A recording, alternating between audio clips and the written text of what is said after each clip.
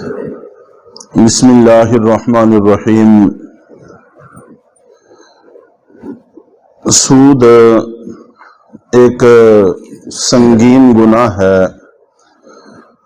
اور شاید ہی کوئی مسلمان ایسا ہو جو اس سے واقف نہ ہو۔ جو اس کی معروف صورتیں چل رہی ہیں وہ تو اپنی جگہ چل ہی رہی ہیں، لیکن کچھ ایسی بھی ہیں جو ہمارے ہاں چل رہی ہوتی ہیں، رائج ہوتی ہیں، اور ان سے بچنا آسانی سے ممکن ہوتا ہے، اور اس کو اختیار کرنے میں ہمارا کوئی فائدہ بھی نہیں ہوتا، اور اگر ہم ان صورتوں کو چھوڑ دیں تو کوئی نقصان بھی نہیں ہوتا۔ تو صرف ان چند صورتوں کا تذکرہ آج مقصود ہے۔ تو اس سے پہلے یاد دہانی کے طور پر ان سود کی برائی وہ ہمارے ذہن میں ہونی چاہیے۔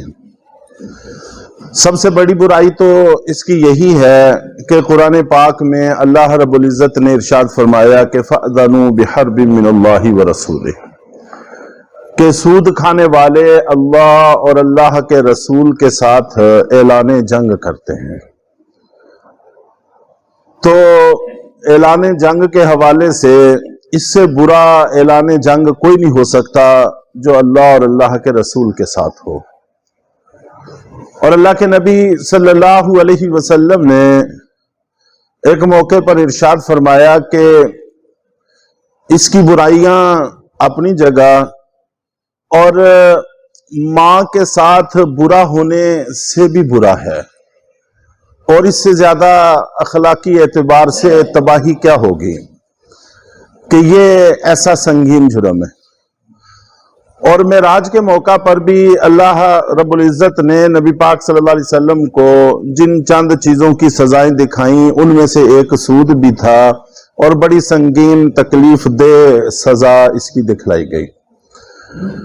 تو بہرحال جو چند صورتیں آج کل ہمارے ہاں رائج ہیں ان میں سے ایک صورت یہ ہے کہ عام طور پر گھروں میں زیور ہوتا ہے ماؤں کے پاس، اور جب بچوں کی شادی کرنی ہوتی ہے تو اس وقت سنار کے پاس بازار میں جا کر اس کا تبادلہ ہوتا ہے، پرانا زیور دے کر نیا لیا جاتا ہے۔ تو اس میں سود ہوتا ہے، اس لیے کہ شریعت کا اصول یہ ہے کہ جب سونے کے بدلہ میں بیع ہو، خرید و فروخت ہو، تو دو چیزیں ضروری ہیں۔ ایک تو وزن کے اعتبار سے برابری ضروری ہے، اور ظاہر ہے کہ کوئی بھی دکاندار ہمیں پرانا لے کر نیا اتنے وزن میں نہیں دے گا، یہ ممکن ہی نہیں ہے، اور اس میں پرانے نئے کھرے کھوٹے کی کوئی شرط نہیں ہے۔ اللہ کے نبی صلی اللہ علیہ وسلم نے بڑے واضح لفظوں میں ارشاد فرمایا کہ برابری وزن کے اعتبار سے ہونی چاہیے، اور ردی اور اچھے ہونے کا کوئی فرق نہیں۔ اور دوسری چیز جو اس میں ضروری ہے وہ نقد ہے، دونوں طرف سے نقد ہونا چاہیے۔ ایک ہاتھ دو، ایک ہاتھ لو۔ ادھار بھی سود ہے، کمی زیادتی بھی سود ہے۔ جیسے عام کاروباروں میں سود چل رہا ہے، جو سزا اس سود کی ہے وہی سزا اس سود کی ہے، لیکن یہ ہم چونکہ مسئلے سے واقف نہیں ہوتے، اس وجہ سے ہمارے اندر یہ چیز پیدا ہوتی ہے۔ اور اس کی بچنے کی آسان صورت ہے، نہ دکان والے کو کوئی نقصان ہے نہ دینے والے کو کوئی نقصان ہے۔ وہ آسان صورت یہ ہے کہ پہلے اپنا زیور پیسوں میں اس کو بیچ دیں، یہ ایک معاملہ پورا ہو گیا، زیور اس کو دے دیا، اسے پیسے لے لیے، جو آپ کا قیمت طے ہوئی اس کے مطابق لین دین کرنے میں کوئی حرج نہیں ہے، اس لیے کہ ایک طرف سے سونا ہے، دوسری طرف سے پیسے ہیں، اس میں دونوں فریق اپنی رضامندی سے جو قیمت بھی طے کرنا چاہیں شریعت پابند نہیں کرتی، یہ بالکل ٹھیک ہے۔ اور جب یہ معاملہ مکمل ہو جائے پھر دوسرا معاملہ کریں کہ اب نیا ان سے پیسوں کے بدلہ میں خریدیں، جو آپ نے بیچا وہ بھی پیسوں کے بدلہ میں، جو ان سے خریدا وہ بھی پیسوں کے بدلہ میں، مقدار کا بھی کوئی فرق نہیں پڑا اور سود سے بھی بچت ہو گئی۔ ہمارے ہاں مارکیٹوں میں، بازاروں میں نہ تو ہمارے دکان والے مسائل سے واقف ہوتے ہیں اور نہ ہی گاہک واقف ہوتے ہیں، اس کی وجہ سے یہ سود سری ہماری مارکیٹوں میں چل رہا ہے، اور اکثر ضرورت تو پڑتی رہتی ہے گھروں میں، جب بھی بچوں کی شادی کرنی ہوتی ہے جو زیور گھر میں پڑا ہوتا ہے انسان اس کا تبادلہ کرتا ہی ہے۔ جبکہ ہم جب مدینہ منورہ گئے اور وہاں پر ہم نے ان کے ساتھ بات کی کہ ہم یہ زیور دے کر اور لینا چاہتے ہیں، تو وہ پورے طور پر مسائل سے واقف تھے، تو انہوں نے ہمیں بتایا کہ آپ پہلے اس کی قیمت طے کر لیں اور اس کے بعد پھر ہم سے دوسری قیمت میں خرید لیں۔ تو چنانچہ ہم نے ان کے ساتھ ایسے ہی معاملہ کیا۔ وہاں کے دکان والے بھی واقف ہیں، عام عوام بھی واقف ہے۔ ہمارے ہاں نہ دکان والے واقف ہیں نہ عام عوام واقف ہے، جس کی وجہ سے یہ سود کا فعل ہو رہا ہے، اور نہ دانستہ انجانے میں کتنے کتنے بڑے گناہ ہم اپنے نامہ اعمال میں جمع کر رہے ہیں۔ ایک تو یہ صورت ہمارے ہاں پائی جاتی ہے، اور دوسری صورت یہ کرنسی کا تبادلہ ہے۔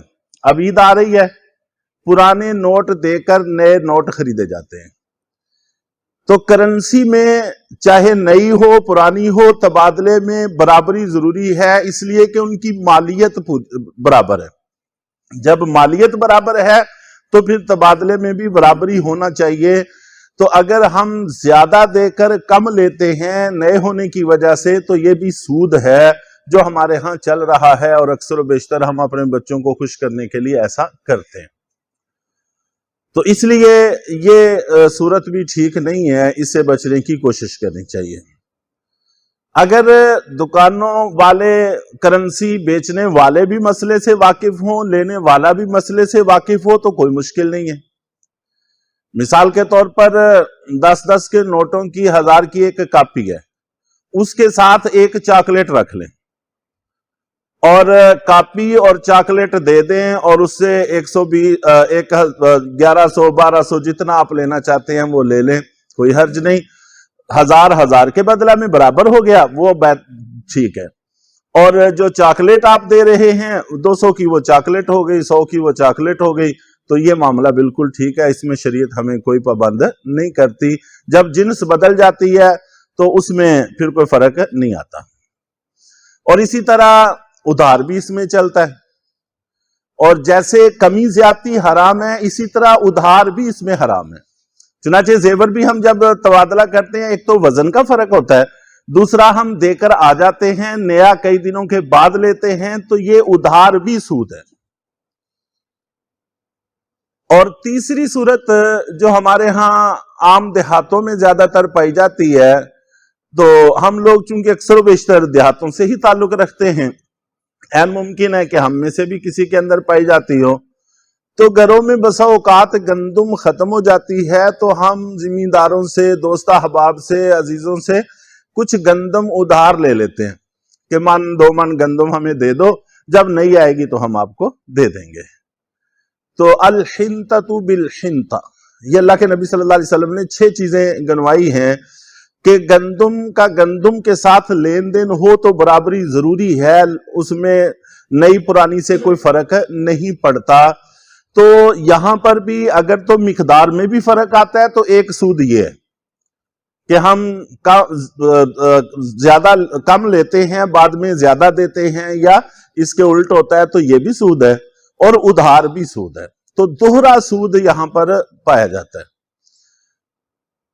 آسان شکل یہاں پر بھی موجود ہے کہ آپ کے پاس گندم ختم ہو گئی، ان سے گندم خرید لیں، اگر ابھی پیسے نہیں ہیں تو ادھار خرید لیں، ادھار خرید و فروخت جائز ہے، اس میں کوئی فرق نہیں پڑتا۔ تو آپ ادھار خرید چکے ہیں، آپ کے اب پیسے ان کے ذمہ ہیں، جب آپ کے پاس نئی آئے گی تو آپ انہی پیسوں کے بدلہ میں اپنی نئی ان کو سیل کر دیں۔ تو یہ 2 معاملے علیحدہ علیحدہ ہو جائیں گے، یہ گندم بھی پیسوں کے بدلہ میں، دوسری گندم بھی پیسوں کے بدلہ میں۔ یعنی یہ سود کی کچھ ایسی صورتیں ہیں جو ہمارے ہاں اکثر و بیشتر پائی جاتی ہیں، ان سے بچنا آسانی سے ممکن ہے۔ تو اور اگر ہم بچتے ہیں تو کوئی نقصان بھی نہیں ہے، لیکن محض ناواقفیت کی وجہ سے، غفلت سے ہم بڑا نقصان کر رہے ہیں۔ تو اللہ تعالی ہم سب کی اس سے حفاظت فرمائے۔ تو باقی جب ملازمین ریٹائرمنٹ لیتے ہیں اس میں بھی ایک حصہ اس کا شامل ہوتا ہے، اگر وہ اس حصے کو نکال دیں اپنا دل تھوڑا بڑا کر کے تو باقی ساری رقم پاک ہو جائے گی، بابرکت ہو جائے گی، وہ زیادہ فائدہ دے گی انشاءاللہ اللہ کے فضل و کرم سے، کہ اگر وہ شامل رہے جتنا فائدہ اس وقت دے گی۔ اس میں تھوڑا سا حوصلے کی ضرورت ہے لیکن انسان کو کرنا چاہیے۔ اللہ تعالی ہم سب کو عمل کی توفیق عطا فرمائے۔ الحمدللہ۔